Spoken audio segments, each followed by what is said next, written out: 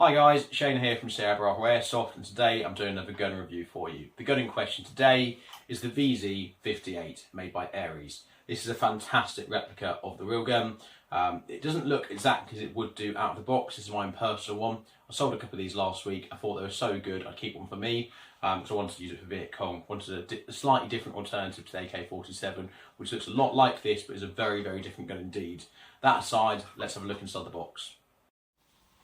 So it comes in this box, which is very nice, bit of artwork on the front. You've also got the manufacturer, the original manufacturer I should say, Czech Small Arms Company. You've got their logos on here because there's a licensed product by them. But yeah, not a bad box, not awful to look at, what you kind of expect really I guess from a brand like ARES. Let's take a look inside. So you've also got this handle, which I'm going to show you now because I'm turning the box around anyway. So quite handy for carrying. And if you don't have a gun bag or gun box here, I guess this is probably quite a good stand-in that you could use until you get a proper dedicated gun bag or gun box. So here it is. And this will look quite different to perhaps the one you'll get when yours arrives, depending whether or not you can track down any real furniture. So this is actually my personal version. This is actually a brand new gun. This came in last week, but I've actually taken the time to weather it, make it look a bit more authentic. And for the eagle eyes amongst you, you'll notice that these are genuine grips, and these are actually quite easy to get hold of still. So you can actually track down if you want to either a Bakelite or a Woudt stock, depending which one you choose, and you can get the Woudt handguard. You can often also get the pistol grip in a Bakelite or Woudt style as well. So they're not hard to get hold of those original parts for the people that want to stick the real parts on their gun. What I would say, if you do decide to go that route, be very careful what you bring into the country. Some parts can land you in a lot of trouble. So for legal reasons, that's completely up to you if you do that. So yeah, do your own research when you import those parts if you get them from abroad. Or if you can, I'd probably recommend you to try and buy something from within the UK, so you're not going to risk yourself getting in trouble with the police and importing things that you really shouldn't. Generally speaking, from what I understand, it's the gas bearing parts that pose a problem if you do decide to import them. I do think that some of the furniture around the front part around here, because what I've got on mine is just the wood itself. I didn't actually get any of the metal fixings because that potentially could be deemed as the gas bearing parts. So yeah, just be very aware of that if you do decide to go on the route that I've gone in putting some real steel parts on it. The sling as well, that is not standard. That's one that I've added, that's just an AK sling that I've checked on it. So for me, this gun's going to be perfect for what I want. I want to use this for Viet Cong, for Vietnam games. I just wanted something essentially, it was a bit of an alternative to the traditional AK-47 that you tend to see used by most Viet Cong players. Not there's anything wrong with that, but I just want it a bit different. Although these do look very close to the AK-47, they don't actually share in the real world. In fact, even in the airsoft world for that matter, they don't share any of the same parts. They're completely unique guns. So yeah, that's one of the reasons I fell in love with this. It was a very unique gun that I don't think you see used very often. But anyway, let me tell you what you get in the box when you order yours. So yours won't have this. It will come with a black polymer hand grip or hand guard, and I'll put a link of that or a picture of that in the video so you can see that for yourself, so how yours will look. And obviously yours won't have all this wear, which I've added on mine just to make it look a bit more realistic, as I say. So what you do get in the box, one of these speed loaders. I've got no idea why they keep making these or keep putting them in gun boxes. I mean, completely bloody useless in my opinion, because you've got to put obviously the BBs down one end of that, which is just as painful as having to load it manually, to be honest with you. So you put your BBs in that, and you literally put that in, and that forces it into the mag. You probably have to do that quite a few times as well, because these mags actually hold 160 rounds. I don't imagine that tube holds 160 rounds. So from my point of view, that is pretty pointless. I don't know what I'll do with that. I'm sure I'll find a use for it, but to me, pretty pointless. But anyway, that's in the box. What you also get is one mag, not two. I've put a second mag in there because, as I mentioned earlier, this is my gun. And again, your mags won't have all this wear on it. That's just stuff that I've done to try and hopefully make it look a bit more realistic. One thing to be aware of these is they're not AK mags. They might look a lot like an AK mag, but they're not. They're proprietary, and they just fit this gun and this gun only. Just like the real VZ in real life, it would have its own mags and wouldn't share the AK mags. But what I do like about these, they're really well made. They're pretty solid, decent metal case, and what I also like is they've gone to the effort of putting these realistic feed lips on them. So I think, for the people that want to have a gun that's good for sort of realism, like a good quality replica, then I think that's, again, part of that same picture. Some of you will say, well, what's the bloody point? Because it's in your gun, you're never going to see it anyway, because this bit here is only part downwards that you'll see, and that'll be inside the magazine well. But I guess if you're running a Chicom as part of your Viet Cong rig, you might just see those bits sticking out the top somewhere, and it might just make it look a bit more realistic. So that's quite cool, I thought.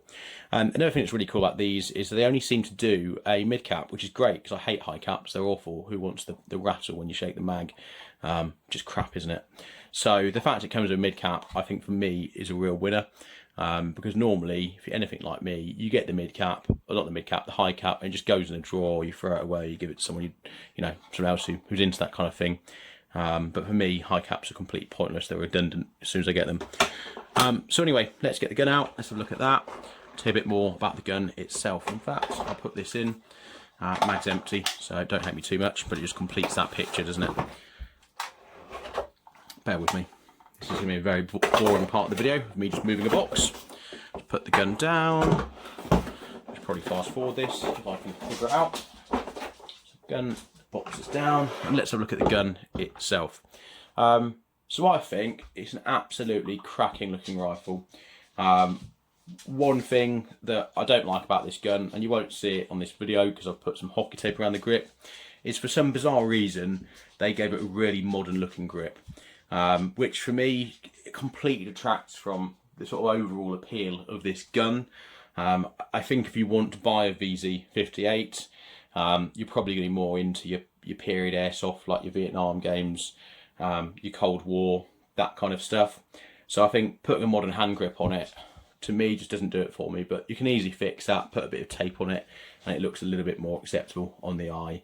And to be fair, I'm probably being a bit nitpicky about that, because realistically, in a game, your hand's going to cover this most of the time anyway. So, gun itself, you've got just here, you've got your magazine release, and what is quite clever, I'm pretty sure it's the same on the real one, you've got this little indent here in the trigger guard, where they've actually accounted for you to get your thumb behind that, just to release the mag. So that's quite cool. The mag's going quite well. I actually saw one video somewhere, excuse me, where somebody said that it would be a faff to get in and out. It's not the experience I've had. I've handled 2 or 3 of these now since I brought them in, and every time mag went in without a problem. FPS was around about 330 from what I remember. Can't seem to find a chrono at the moment, so I couldn't really check it, but they're in that sort of low to mid 300 FPS range, and ARES are quite good at checking these before they come out of the factory. So all the ones I've seen that I've ordered in do have, they come with, again I can't find it because I can throw them away, but they do come with a little tag they normally put just here that tells you what the FPS was. They've even got the temperature on the day when they tested it, which might be useful if it's a gas gun, but for electric, what's the point? But either way, they test them quite thoroughly, which I think is a great thing, because not all guns get tested properly out the factory, and some manufacturers just ship them out, could be doing 450 FPS, who cares, is the mentality some of them takes, but good to see they're actually doing their bit to make sure they come at the right FPS. They do test their stock before it gets to you. So anyway, gun itself, you've got the front here, it comes with this sort of keyring style attachment there for you to mount your sling on. You've also got the back here, you've got a built-in sling loop actually into the plate that holds in the stock. So you've actually got on this gun a folding stock. I'll fold that over and show you it. So the folding stock is just there. One thing I've found about this is that it's actually quite a stiff stock. You can loosen it. This is just a castellated screw at the bottom here, and that's actually hand tight because I loosened it a bit. But all you've got to do is press that, give it some real pressure down there to hold it and push it in, and then that will click into place. It's actually pretty solid. There's not a lot of play, a bit of sideways movement, not a lot up and down. But one of the reasons I chose this over an AK for Viet Cong, because I like having a folding stock. The AK ones, I don't know about you guys, and tell me if you found this differently, but I tend to find, certainly with the Cyber ones, there's a lot of play in that rear stock. Certainly when it's fully extended, there's a lot of play, and even when it's under the gun, it's just sort of flailing around, hitting the bottom of here. So having a side folding stock for me, I thought was quite cool. It just feels a bit more sturdy, I guess, than the typical AK ones you get. So yeah, I think that's quite a cool feature. You've got your fire selector just here, so again, different to an AK. This is actually in the safe position in the middle. I'm pretty sure forwards is full, and then the rear is semi. And obviously the middle, as I mentioned, that is your safe just there. Now you've got quite a unique and I think proprietary hop-up system on this. I've not seen it on any other gun. I have seen a similar style, but I haven't seen this one before. So you've actually got a hop wheel there. One of the things I like as well, there's a spring, I'd imagine, behind this with a ball bearing. There'll be an indentation on that, and that actually just, you'll probably hear it hopefully.